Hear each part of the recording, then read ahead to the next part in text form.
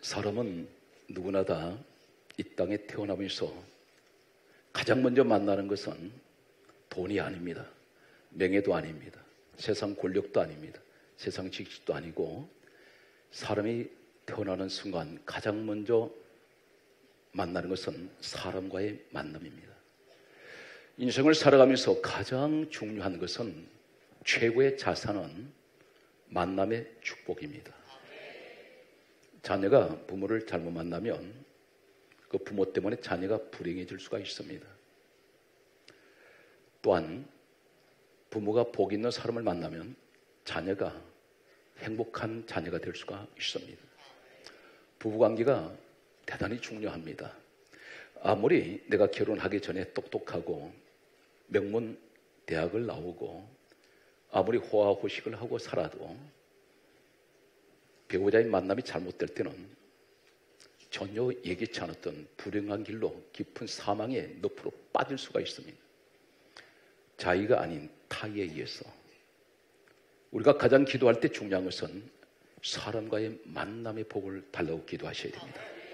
우리는 대개가 돈을 하나님 앞에 구할 때가 있습니다. 권력도 구합니다. 자녀의 행복을 구하는데 막연하게 구하는 것이 아니라 가장 중요한 것은 하나님, 이 아이가 자라면서 평생을 사람과의 만남의 복을 달라고 기도하시며 사람과의 만남을 통해서 재물이 올 수가 있고 권력이 오며 이 땅의 모든 축복이 주어질 수가 있습니다. 신앙생활에서 가장 중요한 것은 주의 종은 성도를 잘 만나야 합니다.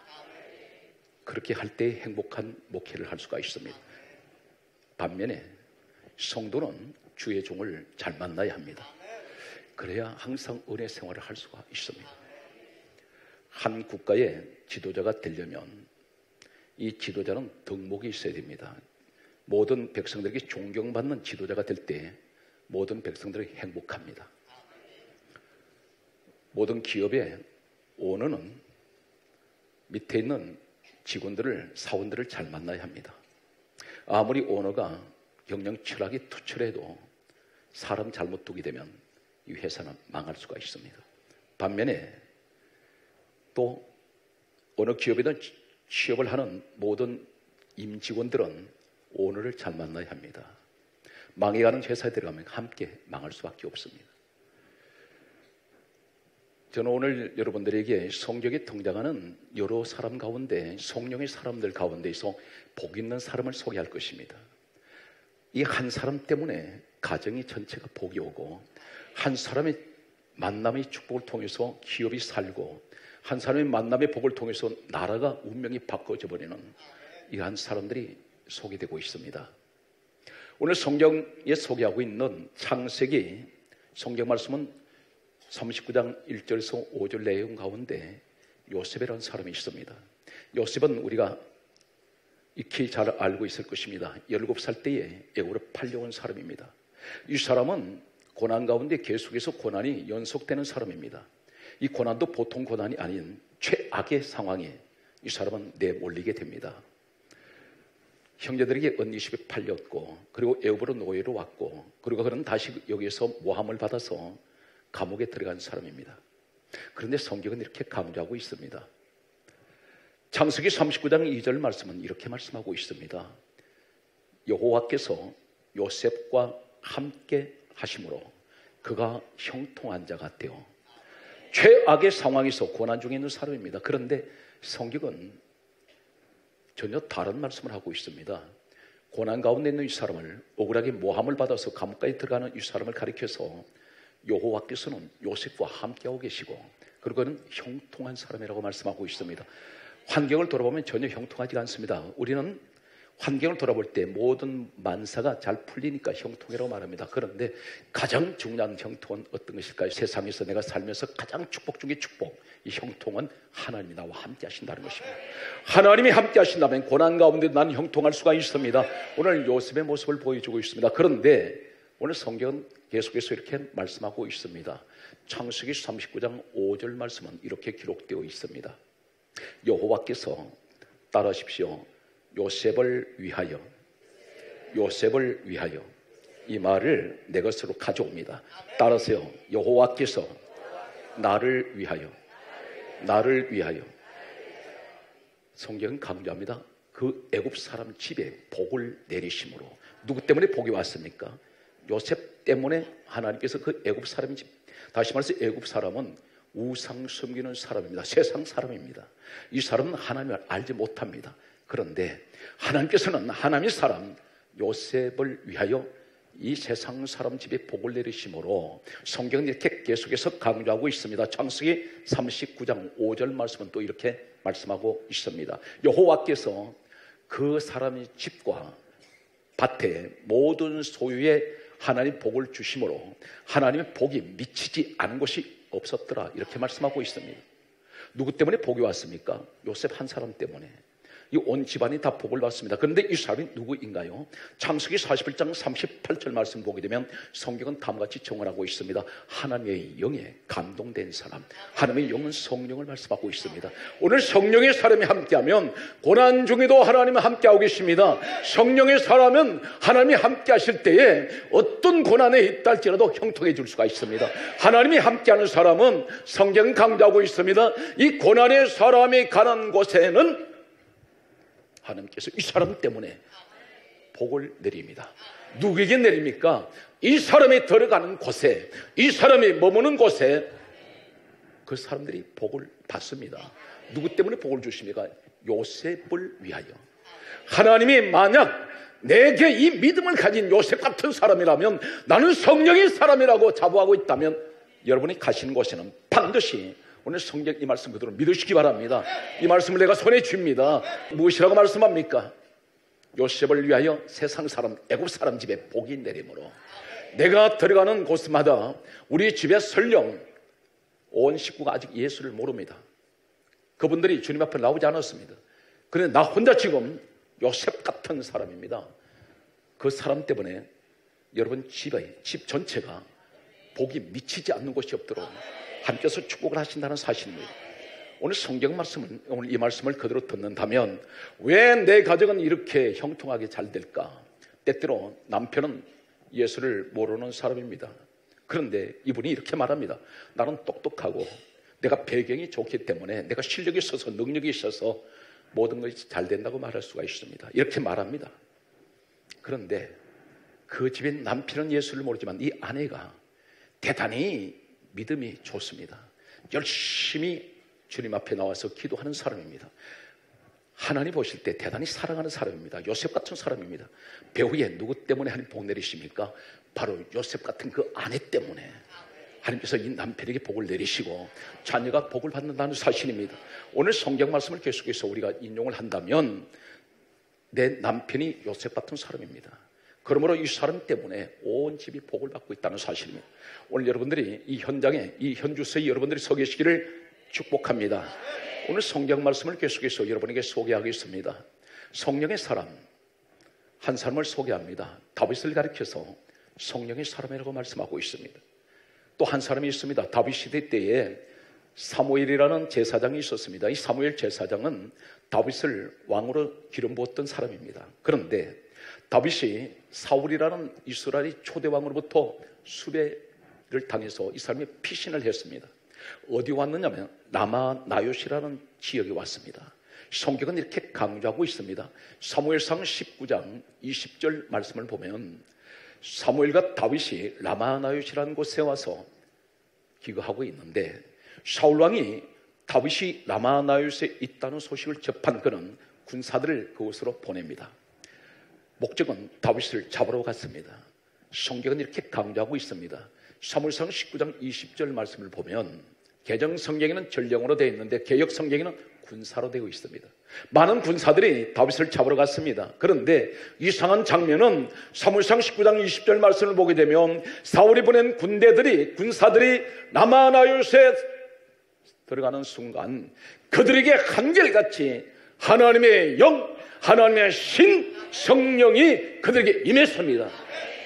이 소식을 들었던 사울은 또다시 군대를 또 보냅니다. 2번 보냈습니다. 똑같은 현상이 일어났습니다. 3번째 보냈습니다. 3번째도 똑같은 현상이 일어납니다. 이상하게 라마나요시에 가기만 하면 성령의 사람 사무엘이 있고 성령의 사람 다윗이 있는 이곳에 오기만 하면 사람들이 성령을 받아버립니다. 이 사람들은 누구입니까? 원수들입니다. 다윗에게는 원수입니다. 다윗을 죽이러 왔습니다. 잡으러 왔습니다. 그런데 하나님께서는 라마나요시라는 곳에 성령의 사람 사무엘과 성령의 사람 다윗이 있는 곳에 올 때에 성경은 좀 더 구체적으로 말씀하시기를 사무엘상 19장 20절은 이렇게 말씀하고 있습니다. 오늘 사울이 받은 군사들이 사무엘을 볼 때에 바라보기만 해도 성령이 임해버립니다.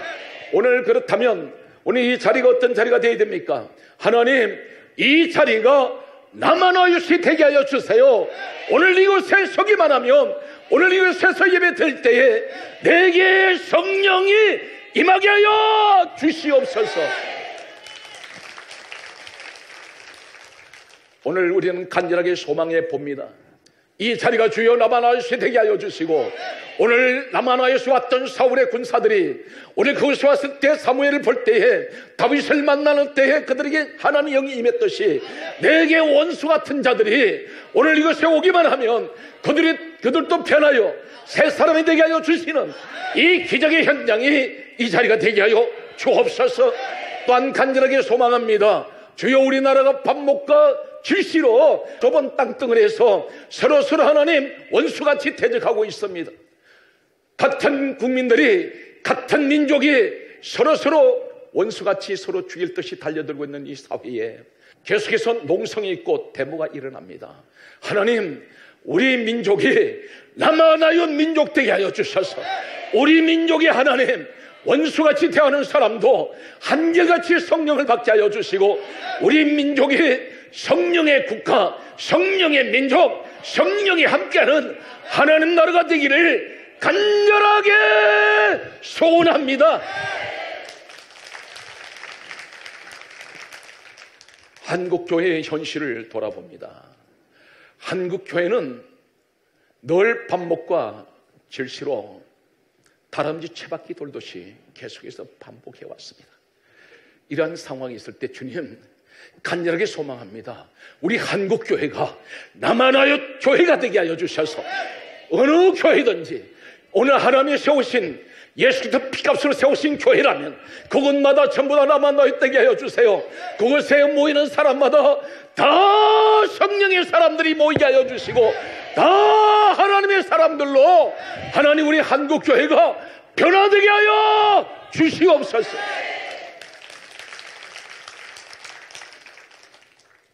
내 가정을 돌아보면 잠시도 마음 편치가 않습니다. 항상 불안하고 두렵고 초조하고 무엇인가는 쫓기는 듯한 그런 시간들 연속 속에 지금까지 살아왔습니다. 하나님, 간절하게 소망합니다. 내 가정이 남아나요 되게 하여 주세요. 남아나요 같은 가정 되게 하여 주시고, 그리고 내가 남아나요 같은 하나님 사람 되게 하여 주세요. 그래서 내가 하나님 이곳에 있으면 항상 하나님의 영이 함께 하셔 하나님 내가 지금 변화되게 하여 주시고 나도 변화된 사람 되게 하여 주옵소서.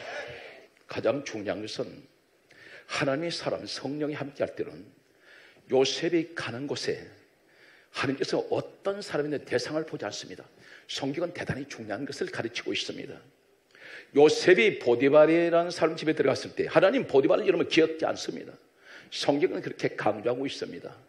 창세기 39장 5절에 보면 요셉이라는 사람 이름은 하나님 말씀하는데 애굽 사람의 집에 이렇게 말씀하고 있습니다. 보디발이라는 사람은 이름 기억지 않습니다. 그럼 하나님 누구를 보실까요? 요셉 때문에. 오늘 이 시간 누구를 보십니까? 오늘 이 자리에 하나님께서 택하신 여러분을 보시기 때문에 내 가정이 아무리 힘든 애굽 사람 같은 가정이 할지라도 하나님 나 한 사람을 통해서 우리 가정을 복을 주시고 살려내시고 지켜주신다는 사실입니다. 저는 이렇게 감히 말씀드립니다. 여러분들이 계시기에 오늘 이 시대에 진실한 믿음의 사람들이 계시기에 한국 교회를 하나님 지키고 계세요. 이 민족을 지키고 있습니다. 왜 그렇습니까? 이 밤에 영하의 날씨 속에 우리 나라와 민족을 위해서 기도하기 위하여, 그리고 한국 교회를 위해서 기도하기 위하여, 내 가정을 위해서 기도하기 위하여 오늘 이 자리에 모였습니다. 오늘 그렇다면 여러분 분명 저는 이렇게 말씀드리고 싶습니다. 여러분이 바로 라마노이시에 있는 사람들입니다. 오늘 이 축복의 주인공이 되십시오. 대단히 중요한 한 가지 사실은 나 한 사람이라는 존재가 얼마나 소중한지 자기 자신에 대해서 자신을 알지 못한다는 건 대단히 불행한 사람입니다. 자기 자신이 내가 어떤 신분의 사람인지를 안다면 말할 수 없는 자긍심, 나만이 가지고 있는 하나님의 사람에는 자존심, 하나님의 사람에는 긍지를 가질 수가 있습니다. 그러면 무엇을 하든지 자신만만할 수가 있습니다. 무엇을 하든지 겁내지 않습니다. 왜 그렇습니까? 내게는 하나님이 함께하기 때문에. 오늘 성경 말씀을 계속해서 여러분에게 소개합니다. 만남의 축복이 어떤 것이냐면 사도행전 3장 1절은 우리는 잘 알고 있습니다. 베드로, 요한이라는 사람, 성령의 사람, 그들은 주의 종입니다. 그런데 남현소 안전뱅이라는 사람은 우리가 영적으로 얘기한다면 한 사람이 성도일 뿐입니다. 성도인 그 모습과 주의 종의 만남의 복이 환상적인 만남을 오늘 성경은 소개하고 있습니다.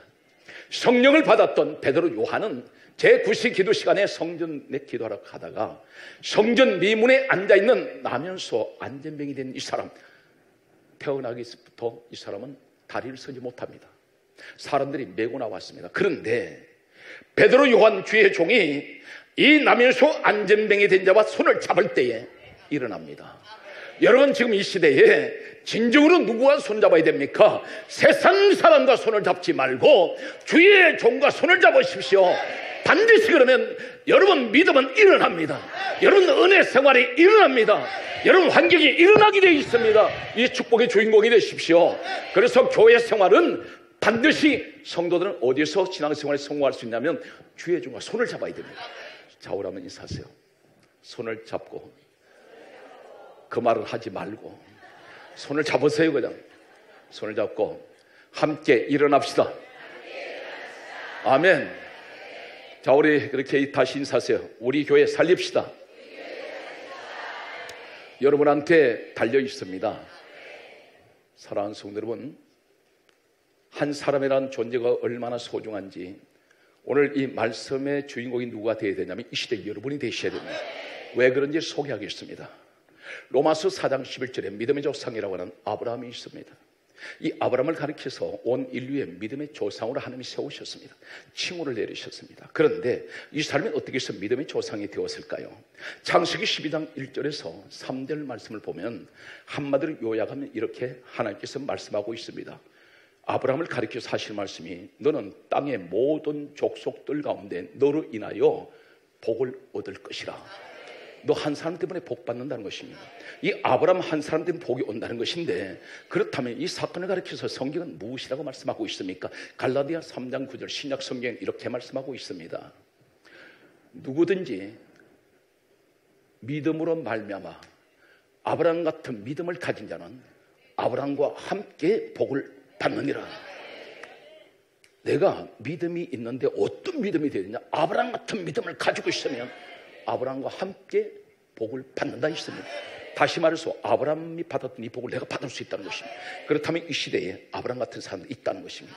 각 시대에 존재합니다. 그렇다면 이 사람이 어떤 사람입니까? 이 한 사람이 있는 것에는 반드시 하나님 복을 내리시는데 어느 정도 복을 받나? 민족의 복을 받아버립니다. 한 사람 두 사람 복 받는 것은 아무것도 아닙니다. 그런데 창세기 13장 11절 말씀 보게 되면 이 아브라함에게는 롯이라는 조카가 있었습니다. 친척이라 할지라도 하나님이 선택된 복을 받는 사람 따로 있습니다. 그가 누구입니까? 아브라함이었습니다. 하나님은 롯에게 말씀한 적 없습니다. 단 한마디도 롯에 관하여 말씀한 적이 없습니다. 그런데 하나님께서는 아브라함을 지명하시면서 아브라함을 구별하시면서 아브라함을 택하시면서 여러분이 누구십니까? 에베소서 1장 4절에 예수 그리스도 안에 있는 사람은 하나님 택하셨습니다. 오늘 내가 믿음으로 이 택함 받았다는 사실을 믿으시기 바랍니다. 그런데 하나님께서 보실 때 이 롯은 아브라함을 따라다니다가 복받은 사람입니다. 어느 정도 복을 받는지 한 가지만 제가 말씀드린다면 아브라함도 거부가 되었고 롯도 거부가 됩니다. 그런데 결국은 이 롯이 재물이 늘어나고 불어났을 때에 삼촌인 아브라함을 떠나버립니다. 이 사건이 창세기 13장 11절에 소개되고 있습니다. 아브라함을 따라다닐 때는 롯에게는 환난이 없었습니다. 성경은 한마디도 언급하지 않습니다. 그런데 하는 일마다 형통했습니다. 그런데 중요한 사실은 이 복에 근원되는 아브라함을 떠나는 순간 그는 소돔을 택합니다. 소돔은 하나님이 없애버리기로 작정한 도시입니다. 이곳에 들어갔다가 이 사람은 4명의 왕으로부터 붙잡혀서 집안이 완전히 풍지박산돼 버립니다. 그래서 4명의 왕으로부터 붙들려갔습니다. 포로로 잡혀갔습니다. 아브라함에 가서 구출해 주었습니다. 이 사람 재물은 결국 돌아왔지만 어떻게 됩니까?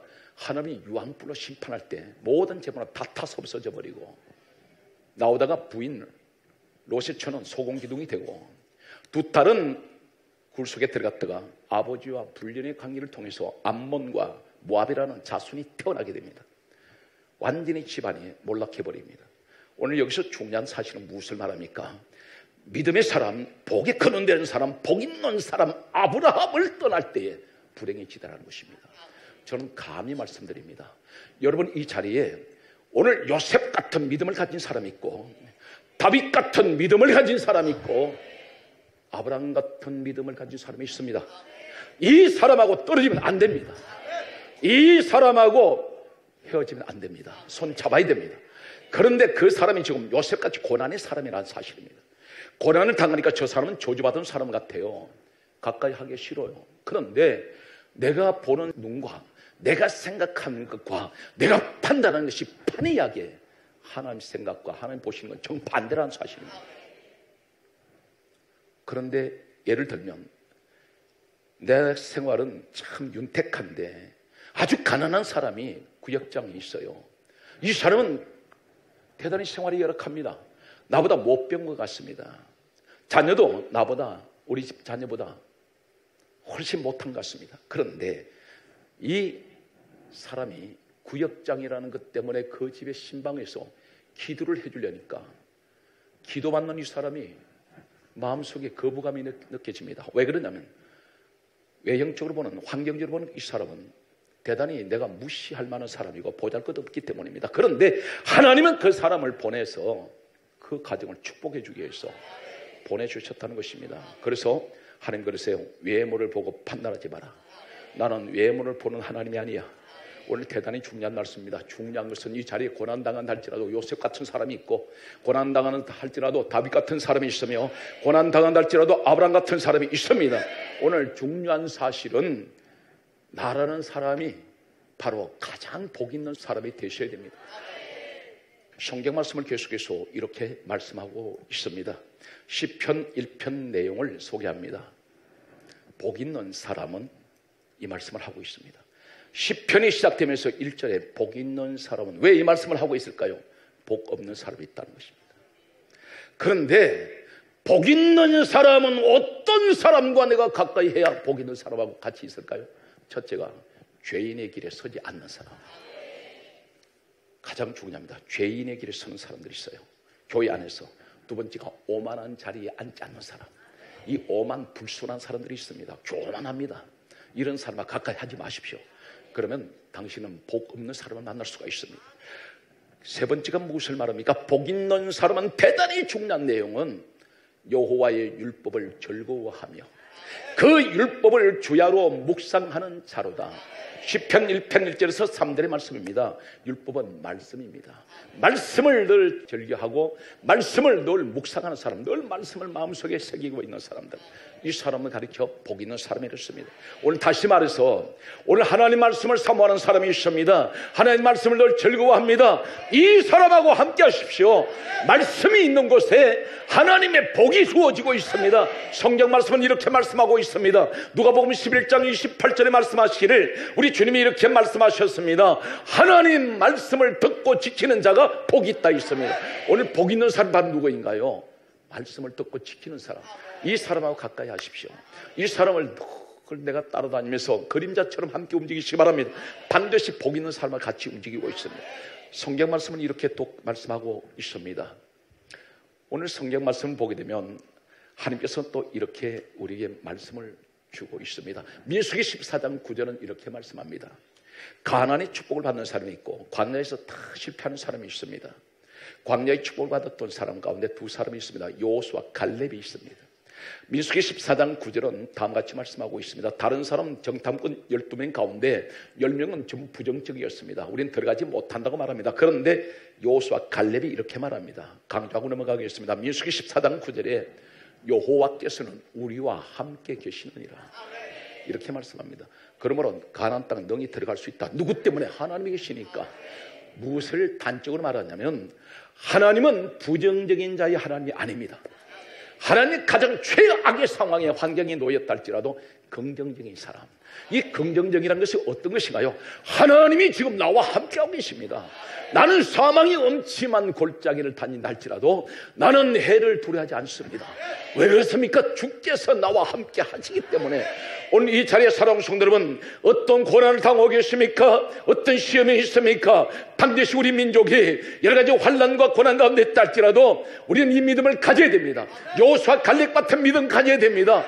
하나님이 우리 민족과 함께하고 계십니다.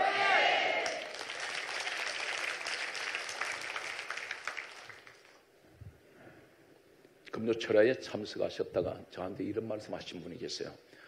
목사님, 간 떨어지겠습니다. 왜 그러냐 했더니 목사님이 달려올 때 떨어질까 봐서. 그래서 아멘 소리를 제대로 못하겠대. 그래서 자기가 나는 손을 드는 게 은혜로 드는 줄 알았더니 막는다고 들고 있는 거죠. 사랑하는 성도 여러분, 말씀은 우리 결론으로 향해서 가겠습니다. 하나님께서 나와 함께하는 사람, 그 사람은 지금 내 주변에 어떤 사람일까요? 이사야 49장 8절 말씀 보면 성경은 이렇게 말씀하고 있습니다. 은혜의 때에 내가 내게 응답하리니. 은혜의 때에 응답하신다 했습니다. 그렇다면 내 주변에 있는 분들이 은혜의 사람인가요? 은혜의 사람하고 함께하는 것은 내게 하나님께서 응답의 때가 주어졌다는 사실입니다. 항상 무엇을 하든지 은혜의 사람과 함께하세요. 만나면 남 비판하기 좋아하고 만나면 나는 헐떡이 좋아하며 자기 앞가림도 못하면서 자꾸 남의 얘기를 덜썩거리는 사람들, 자기 발등에 지금 불 떨어진 것을 끄지도 않으면서 다른 사람 발등에 불 떨어진 것만 자꾸 꺼주려고 하는 사람, 요 동네에 5명 있다 지금. 은혜의 사람이 되십시오. 은혜의 사람은 항상 매사가 긍정적이고 매사가 기뻐합니다.